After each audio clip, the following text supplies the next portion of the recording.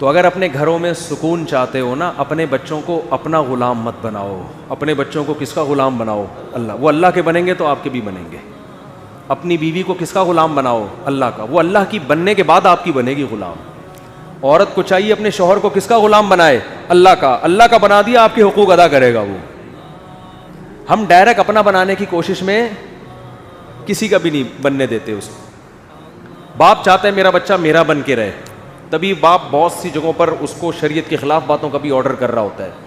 بچے کے دل میں لاشعوری طور پر یہ بات آتی ہے کہ میرے ابا مفاد پرست ہیں، یہ اپنا فائدہ چاہتے ہیں.